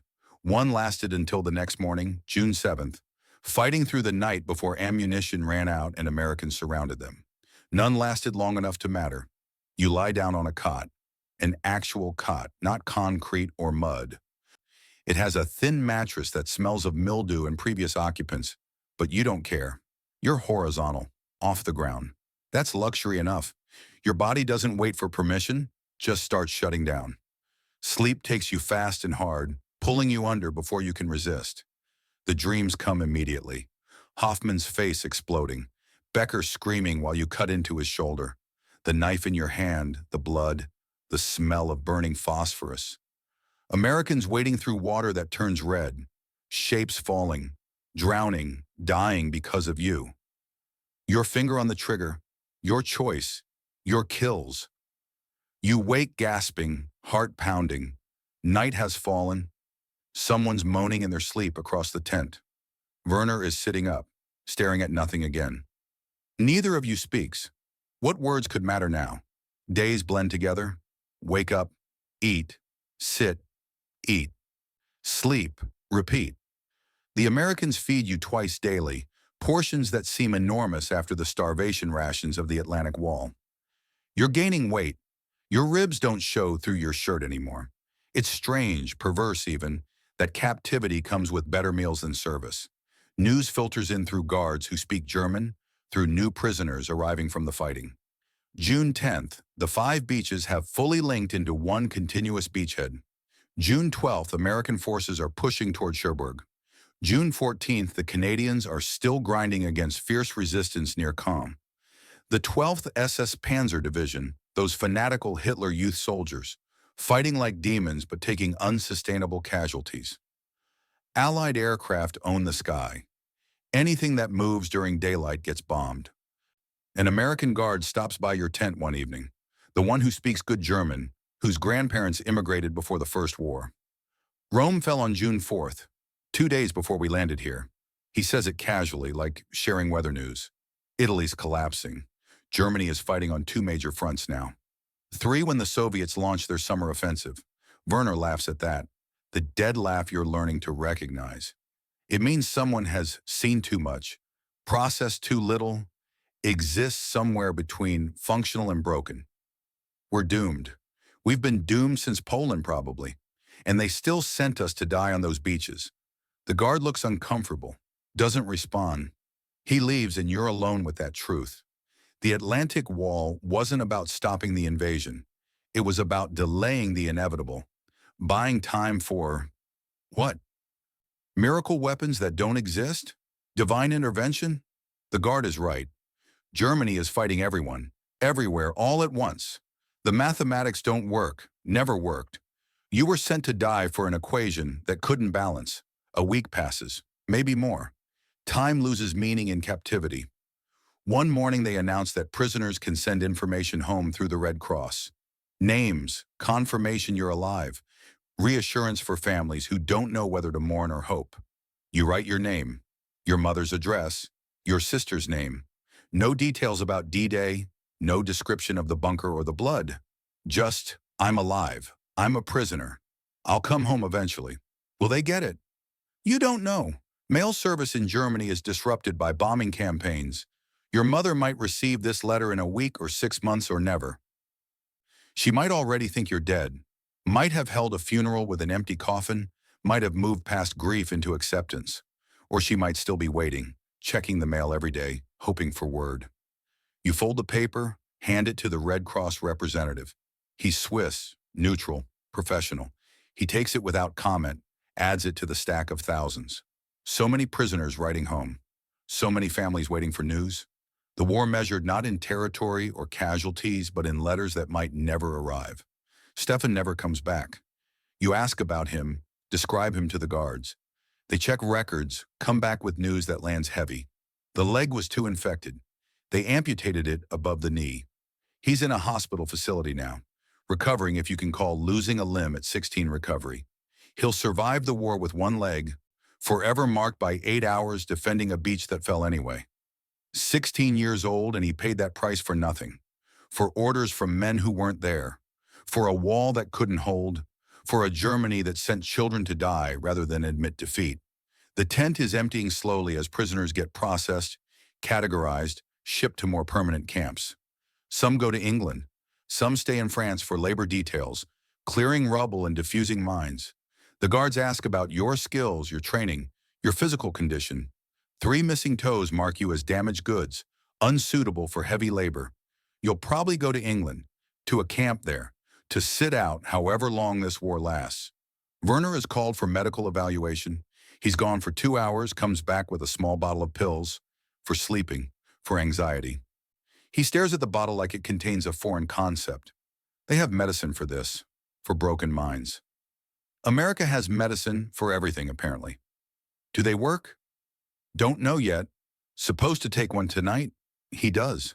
Sleeps through the night for the first time since D-Day. No screaming, no thrashing. Just unconscious stillness that might be peace or might be chemical suppression of trauma. Either way, it's better than what he had before. 3 weeks after D-Day, something unexpected happens. A guard tells you there's been a mistake in your processing, that you need to go back to a medical facility for verification of your injury. The missing toes need proper documentation before they can assign you permanent status. It doesn't make sense, bureaucracy rarely does, but you go. They transport you in a jeep, just you and a driver, heading back toward the coast. The driver doesn't speak German. You don't speak English. The ride passes in silence except for engine noise and wind. He drops you at a field hospital, points you toward a tent. You go inside, wait. A doctor examines your foot, the stumps where toes used to be, makes notes.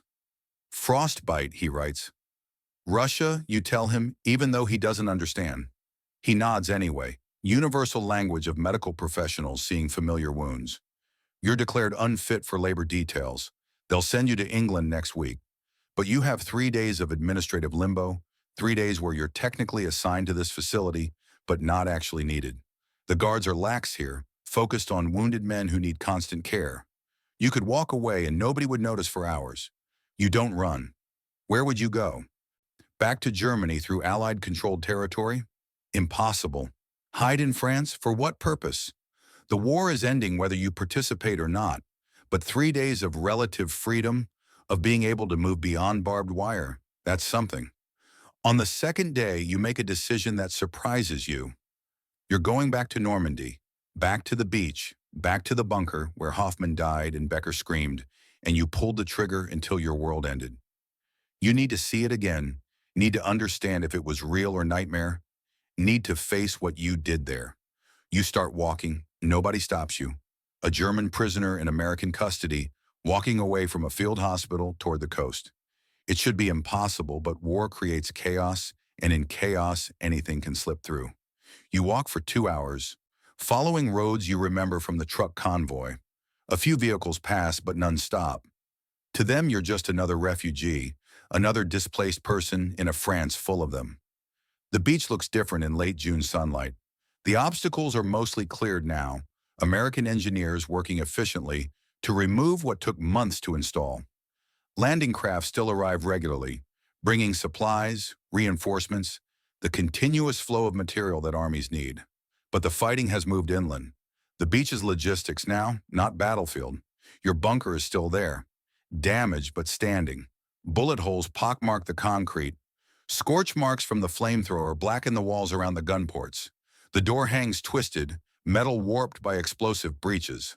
But the structure survived. 2 meters of reinforced concrete, built to withstand naval bombardment, built to last 1,000 years. It did its job. The men inside didn't last 8 hours, but the bunker will stand for decades, maybe centuries, a monument to futility. You approach slowly. No Americans challenge you. They're busy with supply operations, don't care about one German prisoner visiting the scene of his defeat. You step through the broken doorway. Inside it's dark, smell of cordite and blood faded but not gone. The ammunition crates are empty now, anything useful salvaged. Your MG-42 is gone, taken as trophy or spare parts. But the positions are still there. The concrete embrasures, the floor still littered with spent brass casings that nobody bothered collecting. You stand where you stood on June 6th. Look out through the gun slit at the beach, the water, the horizon that birthed an invasion fleet. Try to remember what it felt like in those hours before dawn, when you waited and didn't know if you'd survive the day. You didn't survive, not really. The person who stood here is dead. He died somewhere between the bombing and the surrender, between killing and being killed, between orders and conscience. Someone else is standing here now, wearing his body, carrying his memories, but fundamentally changed in ways that can't be undone. You sit down back against the wall where Hoffman died. The concrete is cold even in June. Always cold, eternal cold that seeps into bones and souls. And then something breaks inside you. Some dam you've been building since surrender, finally cracking under pressure. You cry. First time since it happened. First time you've let yourself feel all of it. The fear and pain and loss and waste. All those Americans drowning in the surf because you pulled a trigger. Hoffman's face gone. Hans dropping silently. Becker screaming while you cut into him. The phosphorus burning. The Americans giving you water. Stefan losing his leg. Werner counting kills that didn't matter. All of it, everything. The entire impossible horror of D-Day and the Atlantic Wall and being 17 years old and killing men whose mothers waited for letters that would never come. You cry until there's nothing left, until you're empty, until the tears stop because your body has no more water to spare. Your chest aches, your throat is raw, you're shaking. But something has been released, some poison drained from a wound that needed lancing. You sit there in the bunker for an hour, maybe two, just breathing. Just existing in the space where you became a killer and a prisoner and something you don't have words for yet. The silence is different from the silence before June 6th. That was anticipation. This is aftermath. This is the quiet that follows catastrophe, when everything has already happened and what remains is learning to live with consequences. Footsteps on the concrete outside. You tense, ready to explain your presence, ready to be arrested for leaving the field hospital. But the person who appears in the doorway isn't an American guard. He's American, yes. The uniform makes that clear. But he's not on duty. He's just standing there looking around the bunker with an expression you recognize because you wore it yourself minutes ago. He's young, maybe 19, maybe 20, old enough to have been in that first wave on June 6th. Old enough to have been one of the men wading through water while you fired at him. He sees you, freezes. His hand doesn't go to his weapon, just hangs at his side. You're both unarmed, both veterans of the same battle from opposite sides.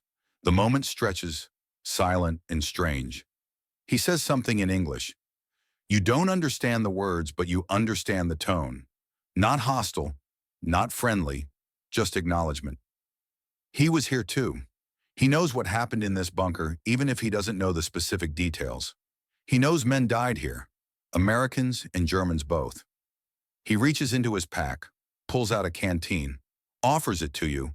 The gesture is clear across language barriers. You take it, drink.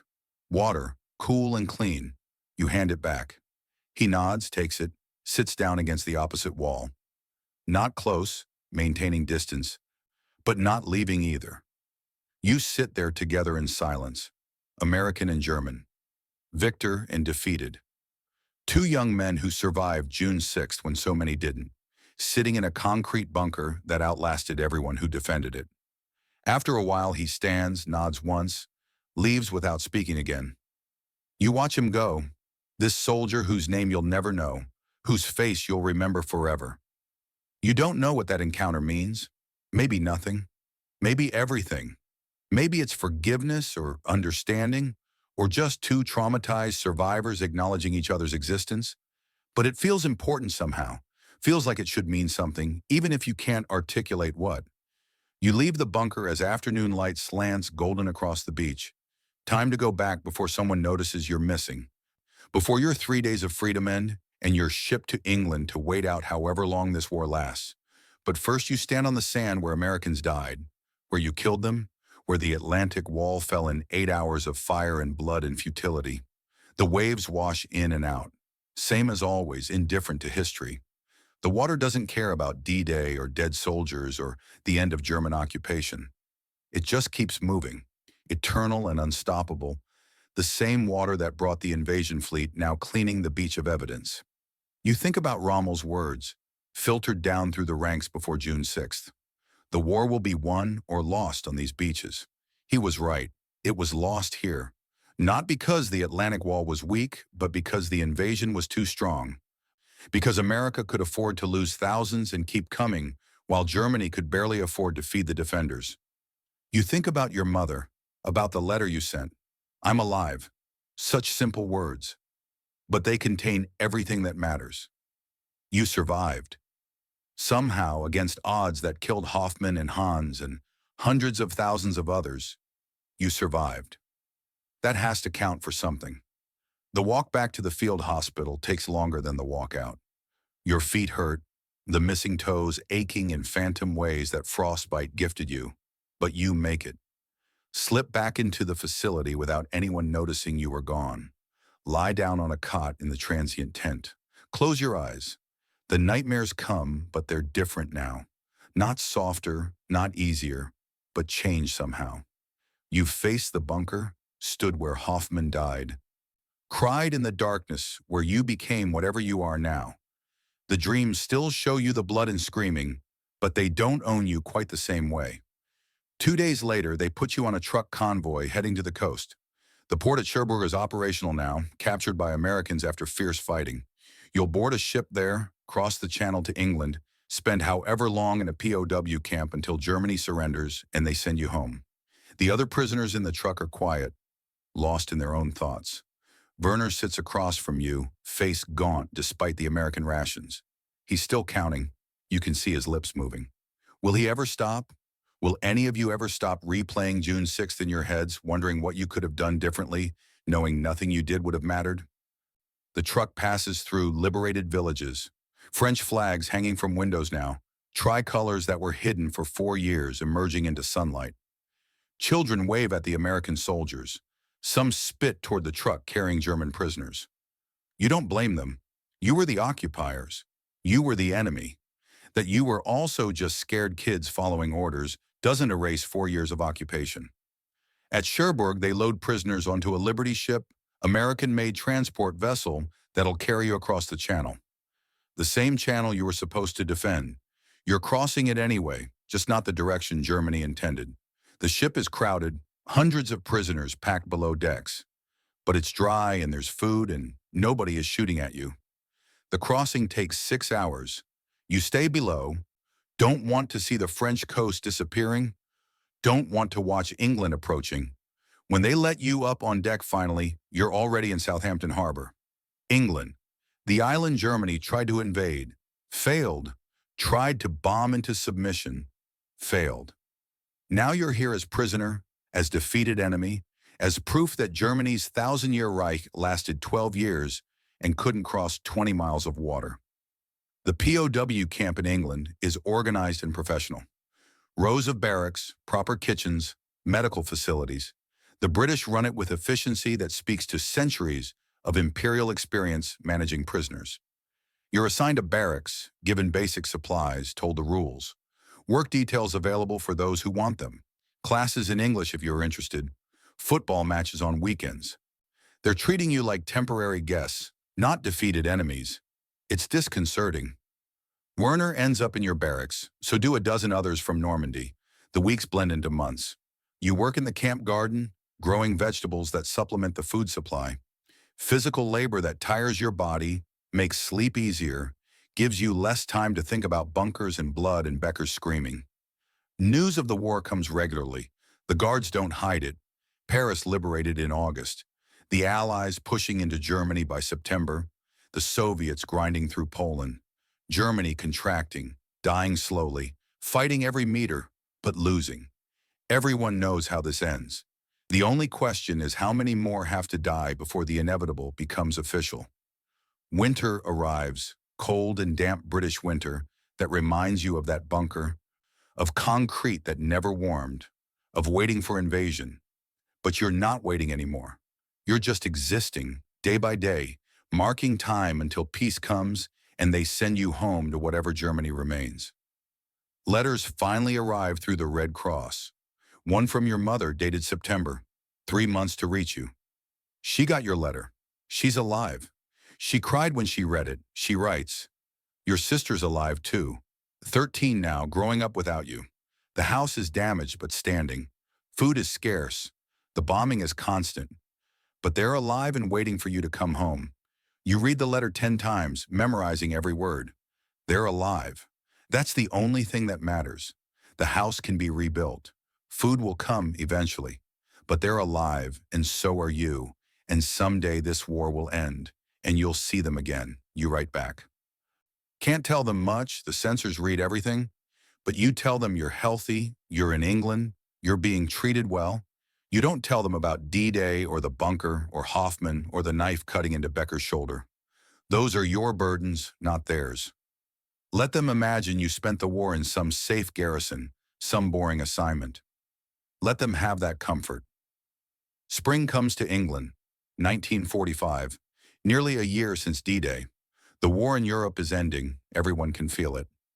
Germany is collapsing, armies converging from east and west, the Third Reich contracting into nothing. Hitler is dead, rumored suicide in his bunker while Berlin burned. Germany surrenders on May 8th. The war is over. Finally, completely, definitively over. You sit in the barracks when the announcement comes and feel nothing. No joy, no relief, just emptiness.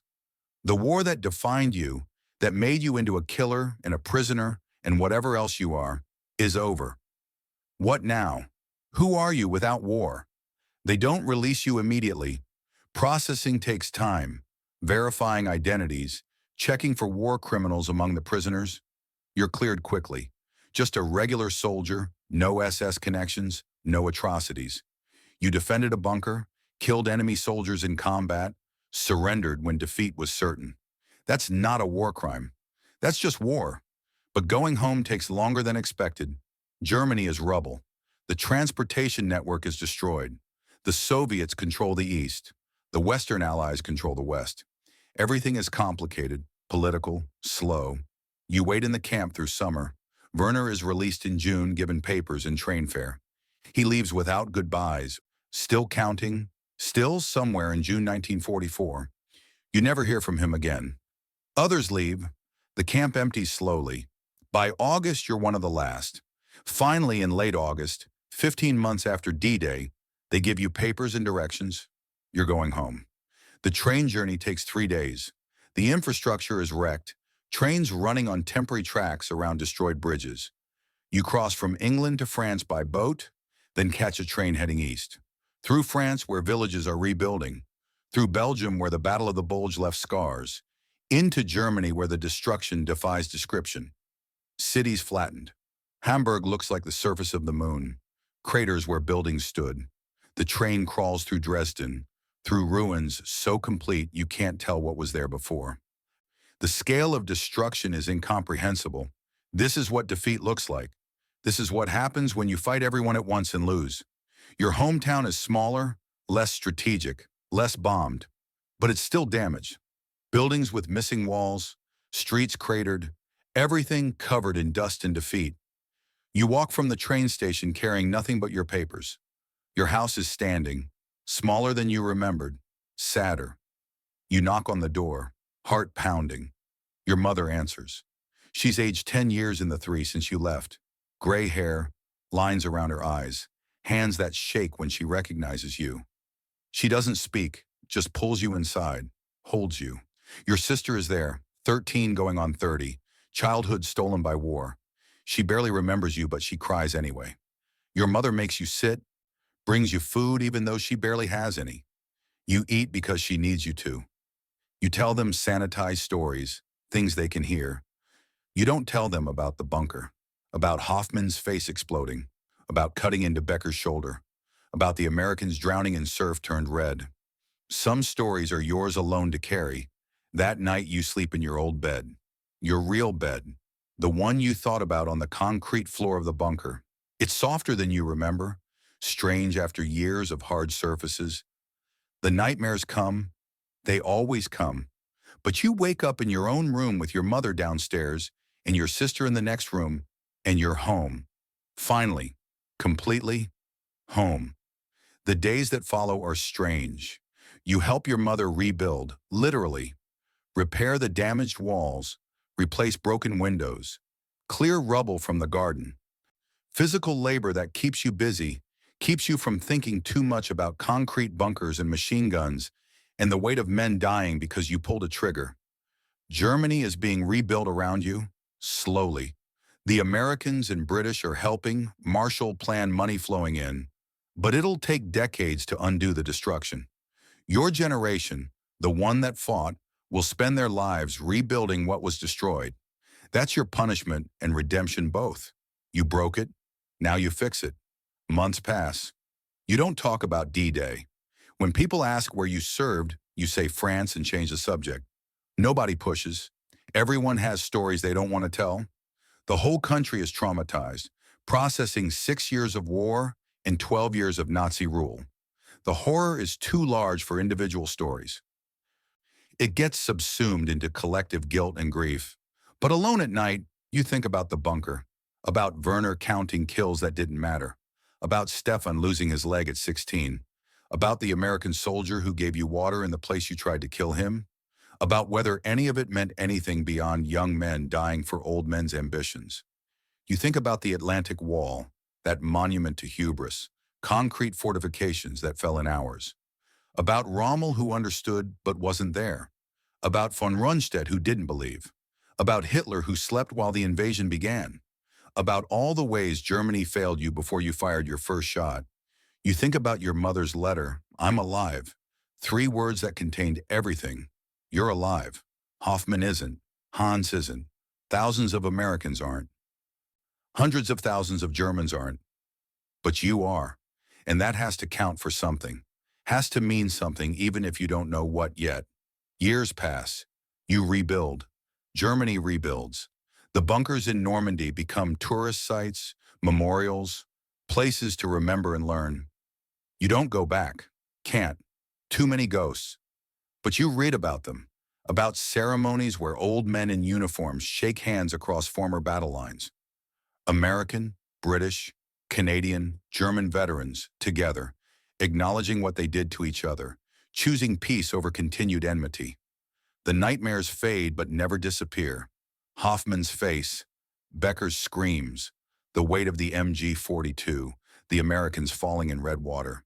They stay with you, part of who you are now. You learn to live with them the way you learn to live with missing toes, a phantom pain that never quite heals but becomes bearable. You marry eventually, have children. Don't tell them the whole truth about the war. Just that you served, you fought, you survived. Let them imagine something less horrific than reality. When they're older, maybe you'll tell them more. Or maybe you'll take it to your grave. Let your burden die with you. But sometimes, lying in bed next to your wife, warm and safe and home, you think about that 17-year-old in a concrete bunker waiting for the world to end. You think about how he didn't die on June 6th, but he didn't survive either. How something in him broke and something else was born. How war changes everyone it touches, turns boys into killers and killers into men who spend decades trying to be human again. You think about the Americans, about the soldiers who waded through chest-deep water under fire, who climbed over their friends' bodies, who took that beach despite the killing, about their mothers who waited for letters, about their own nightmares and traumas and burdens, about how war makes victims of everyone, even the victors, even the ones who live. And you're grateful, deeply, fundamentally grateful, for survival, for home, for peace, for warm beds and full stomachs and children who don't know what artillery sounds like, for the American soldier who gave you water when he could have shot you, for the British guards who treated you with dignity, for your mother who waited, for your sister who grew up in war but lives in peace. The Atlantic Wall fell 80 years ago now, though it's still decades in your future as you lie here in 1945 trying to process what you survived. Those 17-year-olds are gone, scattered across Normandy beaches, in graves marked and unmarked. But you're here, alive, changed, carrying memories that weigh more than concrete ever could. You close your eyes. Tomorrow you'll wake up and help your mother repair the house. Tomorrow you'll take another step toward whatever normal life looks like after war. Tomorrow you'll carry Hoffman and Hans and Becker and all the Americans whose names you never knew. You'll carry them because someone has to. Because forgetting would be easier, but remembering is necessary. Because the dead deserve witnesses to their sacrifice, even when that sacrifice achieved nothing but delay. Sleep comes, the dreams wait, but so does morning. And morning means you survived another night. Another day of living in a world where you're no longer defending an impossible wall, but building something new from ruins. That's all any of us can do. Survive. Remember. Build. Hope the next generation learns from our mistakes. Hope they never have to stand in concrete bunkers waiting for the sky to fall. Hope peace lasts longer than war. Hope brighter than memory. Tomorrow more important than yesterday. You're home, finally, completely. And that has to be enough.